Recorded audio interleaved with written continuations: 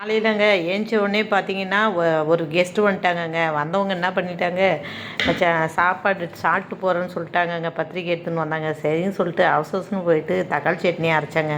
தக்காளி சட்னி அரைச்சி எடுத்துகிட்டு வந்தால் மீன் குழம்பு சாப்பிட்டு போகிறேன்ட்டாங்க. ரொம்ப நெருங்கின சொந்தம். சரின்னு சொல்லிட்டு வெளியே பார்த்தேங்க. ஒரு மீன்காரங்களை கூட காணுங்க. அதுக்கப்புறம் ஒருத்தங்க ஆடி அசைஞ்சு வந்தாங்கங்க.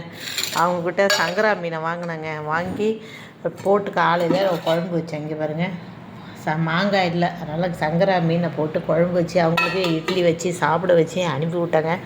அனுப்பி விட்டுட்டு அதுலேயே கடகடன்னு என்ன பண்ணேன், சரின்ட்டு வேலைக்கு போவாங்களே பசங்களுக்கும் கொடுக்கணுமேனுட்டு சாதம் போட்டு வடித்தேங்க.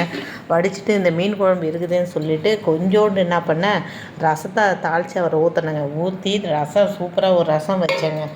வச்சுட்டு சரி முட்டையை வச்சு விட்டுடலான்னு பார்த்தா, என் பசங்க என்ன பண்ணுறாங்க, கொஞ்சமாக ரவோண்டு பிரியாணி செய்யுமா அப்படின்னு சொல்லிட்டாங்க. சரின்ட்டு ஒரு பாதி இறா வாங்கி வந்து இறா கொடுத்தேன். ஒரு 1/2 கிலோ இறா வாங்கியிருந்தாங்க.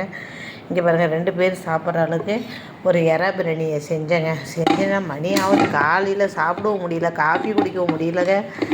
விளவிலன்னு வந்தபோது காலையில் ஒரு ஆட்டங்க முடிச்சுட்டு வந்தேங்க. வந்துட்டு பார்த்தாக்கா தொட்டுக்க இல்லை. சரின்ட்டு அதுலேயே பாதி இறாவை எடுத்து இங்கே பாருங்கள் முறுமுறுன்னு வறுத்தாங்க. பசங்களுக்கு ரசத்துக்கு தொட்டுக்குவாங்கல்ல, சரின்னு சொல்லிவிட்டு இதை வறுத்து வச்சுட்டு அப்பாடான்னு சரி நம்ம வேலையை பார்ப்போம் கொஞ்ச நேரம் உக்காரலான்னு பார்த்தா, எங்கள் வீட்டுக்காரரு என் நான்வெஜ்ஜே சாப்பிட மாட்டாருங்க. அவருக்கு என்ன செய்யுதுன்னே தெரியல. கடகடன்னு போனேங்க. நான் தக்காளி பழத்தை அறிஞ்சேன், தக்காளி சாதம் செஞ்சேங்க.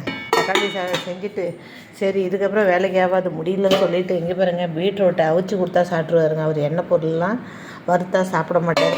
அவருக்கு ஒரு ஐட்டத்தை பண்ணேங்க. பண்ணிவிட்டு தண்ணி சுட வச்சு ஒரு டம்ளர் குடிச்சிட்டு சரின்ட்டு தயிர் இருந்ததுங்க. இதையாவது மிக்சியில் போட்டு இப்போ அடித்து குடிக்கலாம் அப்படின்னு சொல்லிட்டு வந்து பார்த்தாங்க, தயிர் இருந்தது. எங்கெங்க காலையில் வேகமாக சமைச்சாலே சாப்பிட முடிய மாட்டேங்குதுங்க. சரி தயிரை நிறுத்திட்டு நமக்கு விடன்னு வருது, சரி ஒரு டம்ளர் பாலை குடிக்கலாம் சொல்லிட்டு பாலை காய்ச்சினேங்க. பாலை காய்ச்சி வச்சுருக்கேன். இதை குடிச்சிட்டு தான் அடுத்த வேலையை பார்க்கணுங்க. பிடிச்சிருந்தா இந்த வீடியோ பாருங்கள், ஷேர் பண்ணுங்கள்.